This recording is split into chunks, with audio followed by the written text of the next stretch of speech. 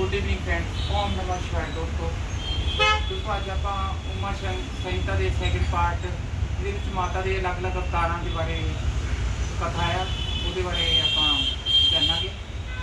ਆਪਾਂ ਜਿਹੜੇ ਆ ਮਾਤਾ ਦੇ ਪਾर्वती रूप और सती के बारे पहले जान चुके हैं। अगले अवतारों के बारे जानेंगे। इसके अंदर छाया पुरुष सरग कश्यप वंश सत्याव्रत आदि वंश तथा मनुवंश पितर कलप तथा व्यास उत्पत्ति आदि का वर्णन सुनने के पश्चात मुनियों ने सूजी से कहा, हे ब्रह्म तो श्रेष्ठ सूजी, अब हम लोग आपसे भक्ति जगदम्बा के मनोहर चरित्र का सुनना चाहते हैं। पर प्रेम महेश्वर जो सनातनी आदि शक्ति हैं वह ही त्रिलोक को उत्पन्न करने वाली पराशक्ति हैं। जो माता है वही जो है त्रिलोक को उत्पन्न करने वाली है शक्ति है, इसे बताया गया है। तो सूजी बोले, जो मनुष्य देवी के छोड़कर अन्य देवताओं की शरण लेता है वो ऐसे है कि गंगा को जैसे छोड़कर आप मारुस्थल में रेगिस्तान में पानी को ढूंढते हो। इसके स्मरण मात्र से धर्म अर्थ काम मोक्ष सब कुछ प्राप्त हो जाता है माता के रूपों के बारे में सोचने से। और उन देवी उमा आराधना को कौन पुरुष छोड़ सकता है? कोई नहीं छोड़ सकता, तो सब उसकी आराधना करते हैं। पूर्व काल में महामुनि जो सुर थे उन्होंने महाऋषि मेधा से ये बात पूछी। उस समय मेधा ने उत्तर दिया था, मैं वही उत्तर सूजी कहते दूंगा। पहले मनातर में एक वृद्ध नाम के प्रसिद्ध एक राजा थे और उनके सुर्थ नाम के एक लड़का थे। जो सुर्थ नाम के राजा थे वो बहुत ही पराक्रमी और बलशाली थे और उनके शासनकाल में उन पे 9 जो आक्रमण हुए, 9 राजाओं ने उन पे हमला किया और वो उनसे सब कुछ छीन के ले गए और उनको कोल्हापुरी से निकाल दिया उन्होंने।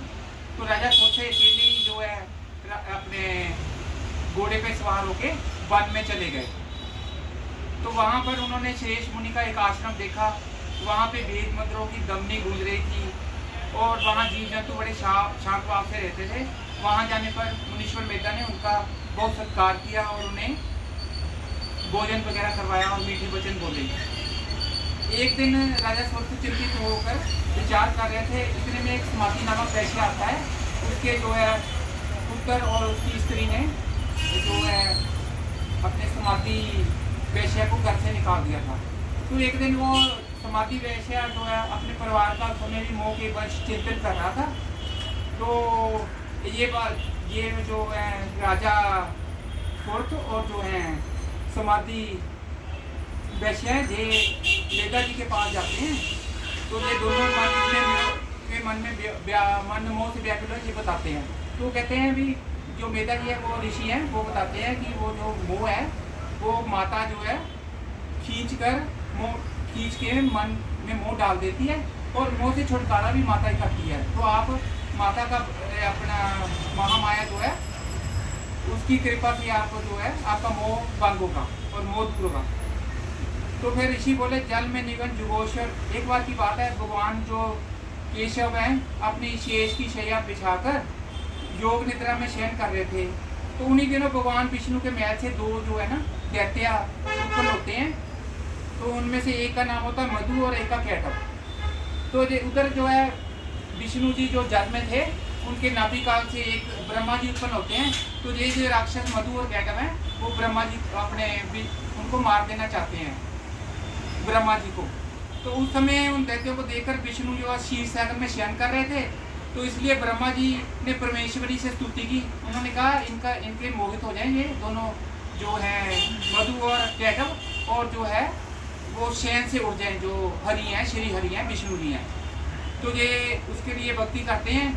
तो ब्रह्मा की प्रार्थना से जो वहाँ पे जर्जनी महाविद्या फाल्गुन शुक्ला द्वादशी शक्ति के रूप में प्रकट होती है, महाकाली के नाम से जो विख्यात होती हैं। तो इसके बाद जो है जो निद्रा से उठ जाते हैं जो हरि कृष्ण हैं, विष्णु जी हैं और जो है अपने दैत्य होते हैं मधु और कैटव, ये भी मोहित हो जाते हैं महामाया के प्रताप से। तो फिर जो है ये जो राक्षस होते हैं, जो दैत्य होते हैं, ये अपने ब्रह्मा जी से कहते हैं आप मेरे से कोई 2 बार मांगो मेरे हाथ। वो तो जो लक्ष्मी नारायण से कहते हैं, लक्ष्मी नारायण जी कहते हैं कि अगर तुम प्रसन्न हो तो मेरे हाथ से मारे जाओ, ऐसा मुझे वर दे दो। तो वो जो असुर होते हैं वो देखते हैं ये पानी में रहते हैं, सारी जगह पे पानी है, वो कहते हैं हम वहाँ पे आपके हाथ से विष्णु जी के मरे जहाँ पानी ना हो। तो ये देखकर भगवान विष्णु है उन्हें अपनी जगह पे बैठा लेते हैं, जो केटक और मधु होते हैं, और उनको अपने जो चक्कर से, सुदर्शन चक्कर से उनका गला काट देते हैं और उनको मार देते हैं। तो हे राजन, इस प्रकार मैंने आपको कालिका की उत्पत्ति कह दी है। तो महालक्ष्मी का प्रादुर्भाव सुने। जो महालक्ष्मी का आप करना है, वो जो महालक्ष्मी है वो निराकार भी है, साकार भी है। तो वो लोग मेरा भजन वगैरह करें माता, इसलिए जो गुणों का गान करें, इसलिए लीला के द्वारा प्रकट होती है।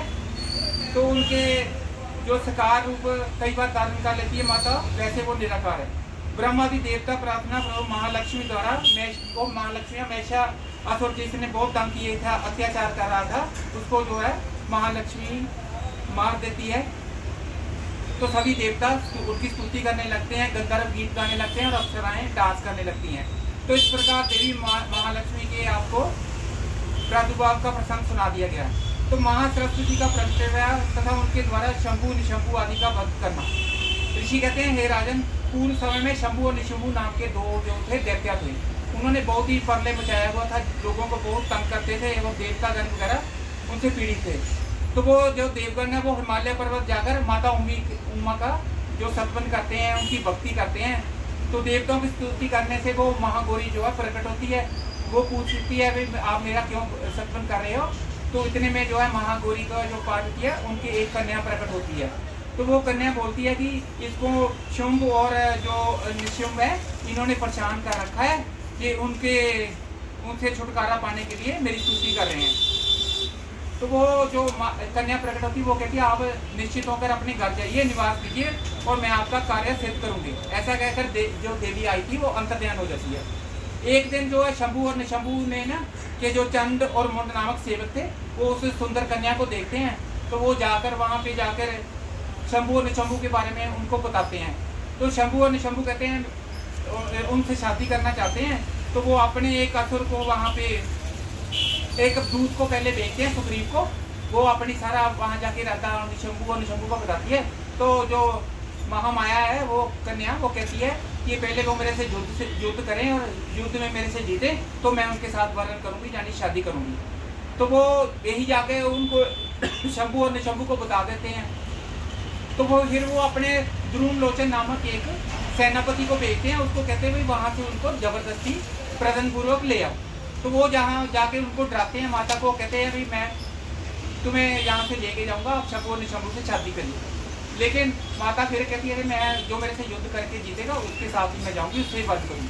तो वो माता या ध्रुवलोचन को मार देती है, जो उनका दैत्य सेनापति आया था, और उसलिए वो जो है धूमवती भी माता इसका कहलाई। तो ये सुनकर शुंभ जो क्रोधित हो जाते हैं, जो दैत्य होते हैं। तो फिर वो अपने जो चंड मुंड और रक्विज नामक असुरों को भेजते हैं और माता उनको भी मार देती है। तो फिर जो है इसके बाद जो है शुंभ और निशंभ आप जाते हैं और साथ में अपने जो है अपने जो होते हैं दुर्जय गण, उनको साथ लेके जाते हैं। तो वहाँ पे बड़ा भयंकर युद्ध होता है। उसमें जो है निशुंभ मारा जाता है। तो बहुत गुस्से में अपने भाई को, छोटे को मरा हुआ देख के जो है शुंभ गुस्से में आ जाता है। तो फिर जो है वो माता पर एक हथियार बहुत ही शक्तिशाली छोड़ता है, अपनी शक्ति छोड़ता है। तो शिखा की आग के रूप में उसमें से ज्वाला निकलती है उस हथियार में से। तो माता देवी जो है उसको उल्का द्वारा मार गिराती है। तो आप उसके पश्चात अपने जो उसका माता का त्रिशूल था उसके शुंभ को मार देती है। तो इस प्रकार वो राक्षसों का माता अंत कर देती है और देवता और इंद्र आदि बहुत खुश होते हैं और माता की जय जयकार करने लगते हैं। और इस प्रकार शुंभ असुर संहार करने वाली देवी सरस्वती के चरित्र का वर्णन कर दिया गया, जो साक्षात जो है माता उमा का अंश थी। इसके बाद भगवती उमा का प्रादुर्भाव है। मुनि जी बोले, आप भुवनेश्वरी उमा के अवतार का वर्णन करिए, जो परब्रह्म मूल प्रति निराकार होकर भी सकार तथा नित्य जन सती कही गई है। सूजी कहते हैं, एक बार देवताओं और दैत्यों में परस्पर युद्ध हो गया। तो जो देवता है वो उनको हरा देते हैं दैत्यों को। वो सोचते हैं कि हमने हराया, उनमें अभिमान आ जाता है। तो वो फिर उनका अभिमान दूर करने के लिए जो है माता पूंजीपति तेज के रूप में प्रकट होती है, जिसे देखकर अपने देवता आश्चर्यचकित हो जाते हैं और उन्हें यह पता नहीं होता कि श्यामा भगवती उमा का यह उत्कृष्ट प्रभाव है। तो उन्हें पता नहीं होता कि माता उमा ने भेजा है जो पंजीभूत तेज है, तो उनका अभिमान चूर चूर करने के लिए देवताओं के अधिपति को पहले देवता भेजते हैं अपने अधिपति को परीक्षा लेने के लिए। तो सर्वप्रथम पहले वायुदेव को तेजपुंज के सामने निकट भेजा जाता है। तेजपुंज से पूछने पर वायुदेव का अपमान पूर्ण करते हैं, मैं बाजी हूँ और मेरे से दुनिया के लोग जीतते हैं, मैं ही जगत का प्राण हूँ, सब जगत को मैं ही संचालन करता हूँ। उस महातेज ने कहा, यदि तुम जगत के संचालन करते हो तो तुम त्रिन यानी इस तिनके को हवा से परे करके दिखाओ बाजू से। तो वो वायुदेव का पूरा जोर लगा लेते हैं, उनसे वो तिनका परे नहीं होता, तो वो हार मान लेते हैं। तो वायुदेव जाकर इंद्र आदि को बताते हैं, तो इंद्र फिर और देवता को भेजता है, वो सारे जोर लगा लेते हैं, लेकिन वो जो है कुंज को जो तिनका उसको हिला नहीं पाते। तो फिर ये देखने के लिए इंद्र खुद आते हैं। इंद्र को देखकर जो वो कुंजीभूत होता है वो जो है अदृश्य हो जाता है। तो वो इंद्र फिर विचार करते हैं कि ऐसा चरित्र जिसका है मुझे उसकी शरण में जाना चाहिए। इस बीच कान में मूर्ति सचिनन रूपनी भगवती उमा उनका अपमान दूर करने के लिए चेतर जो शुक्र होता है उसकी नवमी को मध्य काल में वहाँ प्रकट होती है। तेज के मध्य में विराजमान ब्राह्मणी माया जो है वो निरा होकर, महामाया ने कहा मैं निराकार भी हूँ सकार भी हूँ। माता कहती है मैं ही परम हूँ, परम ज्योति परम युगल रूपणी मैं ही हूँ। काली लक्ष्मी और सरस्वती आदि संपूर्ण शक्तियाँ ये सकल कलाएँ मेरे ही अंश से प्रकट हुई हैं। ये सब माताएं मैं ही हूँ, मेरे ही प्रभाव से तुम लोगों ने दैत्यों पर विजय पाई थी। वो उपमान करके देवता कह रहे थे हमने मारा, तो माता कहती मेरे प्रभाव से आपने उन पर विजय प्राप्त किया। ये माता जो है सुगुण भी है निर्गुण में भी है, दो प्रकार से होती है, माया रूप में भी होती है, माया रहित भी होती है। ये देवता इस प्रकार से जानकर गर्भ का परित्याग करके वो जो देवता है गर्भ का अपने मान का त्याग करके माता की सत्पन्न करने लगते हैं, माता की आराधना करने लगते हैं। तो जो थे पहले वो आराधना करते थे वैसे ही माता के पार्वती की आराधना करने लगे। इस प्रकार उमा के प्रताप का वर्णन कर दिया गया। इसके बाद देवी के द्वारा दुर्गम असुर वध तथा उनके 10 विद्यमान विभिन्न रूपों का वर्णन। मुनिगण बोले सूजी सब लोग प्रतिदिन दुर्गा के चरित्र सुनना चाहते हैं, भाई हम दुर्गा का चरित्र सुनना चाहते हैं, उसके बारे में बताओ, उनकी लीलाओं का वर्णन करो। सूजी कहते हैं पूर्व काल में एक दुर्गम नाम का ना दैत्य था, वो बड़ा महान था, वो बड़ा अपना परले करता है, सब देवताओं को मार देता है। तो उससे दुख दूर करने के लिए देवता लोग जो है महेश्वरी योग माया यानी माता की शरण में जाते हैं। तो देवतागण बोले हे महामाया समर्थ प्राजों की रक्षा करने और क्रोध ना करे। तो अपना उनको दुख बताते हैं, तो माता के नेत्रों में उसमें आंसू आने लगते हैं और माता 9 दिन और 9 रात तक रोती रहती है। तो उसे जो जलधाराएं बहने लगती हैं उससे सब लोग तृप्त हो जाते हैं और औषधियाँ भी तृप्त हो जाती हैं।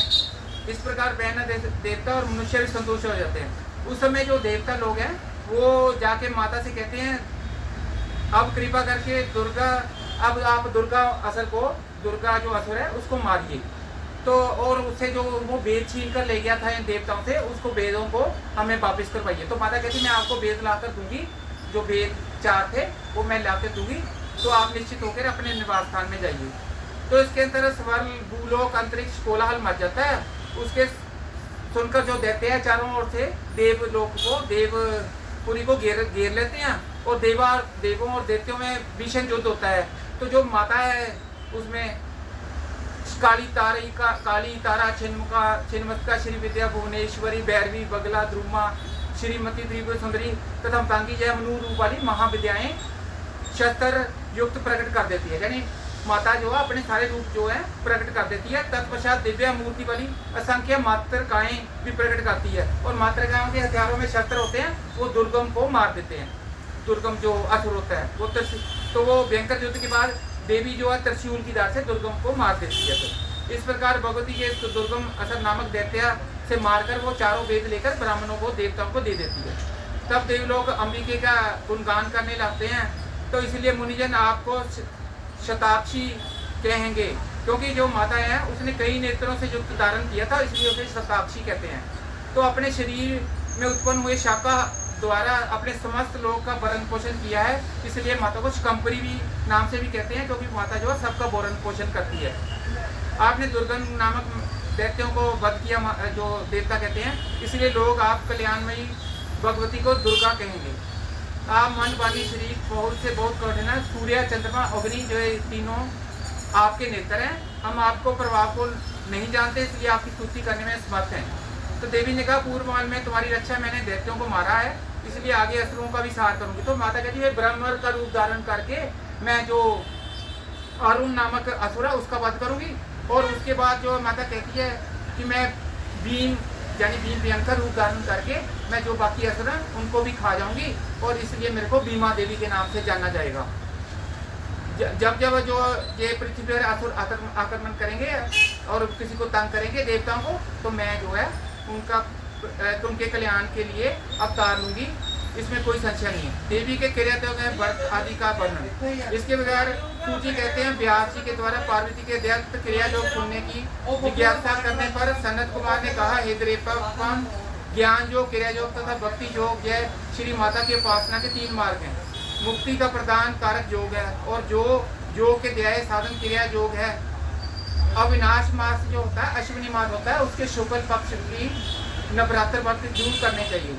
इससे जो सब मनोकामनाएं पूरी होती हैं, और नवरात्र के प्रभाव से जो है ब्रह्मा महादेव कार्तिक भी जो है इनका प्रभाव बताने में समर्थ नहीं है, फिर दूसरा कौन समर्थ हो सकता है। तो ये सारा माता का था। सदा इस परमयी उमा सहती श्रवण आपने पाठ जरूर करना चाहिए। तथा शिवा की भक्ति चाहने वाले पुरुषों को जो माता का है सदा पाठ करना चाहिए। ये पाठ इतना था दोस्तों। थैंक यू वेरी मच आपको मेरे साथ पढ़ने के लिए। कल क्लास संहिता के बारे में जानकारी लेंगे। Thank you. ओम नमः शिवाय। चलो ओके।